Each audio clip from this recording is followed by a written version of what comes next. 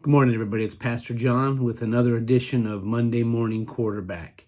So this week we continued our sermon series on the book of Revelation, and we read from Revelation chapter 7, verses 9 through 17, where we get a glimpse of heavenly worship of God and of the Lamb, Jesus Christ. And I want to read some of this language because the language it's poetic, it's full of just all kind of stuff. Listen to this. So John's talking, he says, "After this I looked, and there was a great multitude that no one could count, from every nation, from all tribes and peoples and languages, standing before the throne and before the Lamb, robed in white with palm branches in their hands.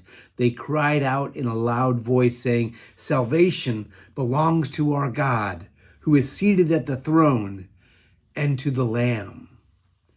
Later on, joined by the elders and 4 living creatures, they sing out, "Amen. Blessing and glory and wisdom and thanksgiving and honor and power and might be to our God forever and ever. Amen." And that's sort of the vision that John is sharing, the vision of joy that he is sharing that's going on in heaven about God's work on earth. And then John goes on to say, one of the elders addressed me saying, "Who are these people robed in white? Who are they singing?" And John says, "Well, I don't know." And so the elder tells him, "These are they who have come out of the great ordeal, and they have washed their robes and made them white in the blood of the Lamb." Now, essentially, this is a reference to people who have suffered for their faith, people who have been persecuted for being a Christian, people who have chosen to live their lives with the motto, "Jesus is Lord," rather than "Caesar is Lord." They've paid for that with the ultimate price, the price of their life. So those are the people who are gathered in this great moment of worship of God and to the Lamb. And it's majestic.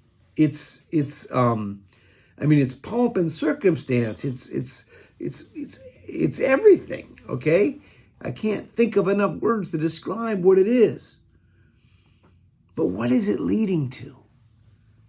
What is it leading to? Because see, that's the point. He goes on and says of these people that have come through, "They will hunger no more and thirst no more. The sun will not strike them, nor any scorching heat.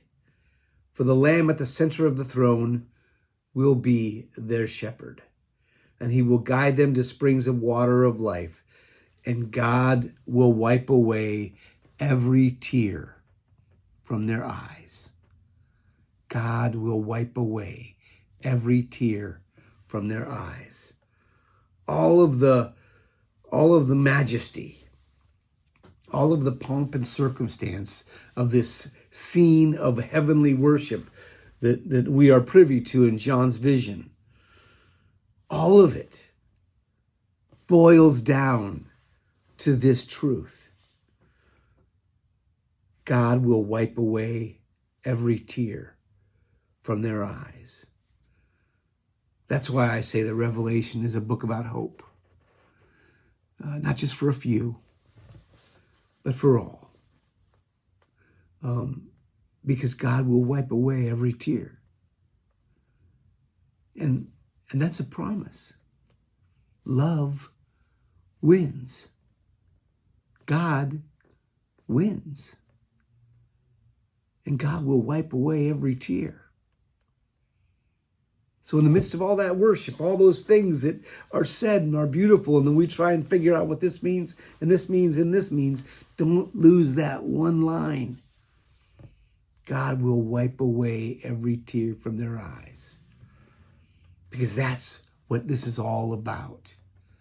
A God of love and compassion, who sees our pain, who feels our pain, and who will enter into our pain and redeem it. Have a wonderful week, my friends. God bless.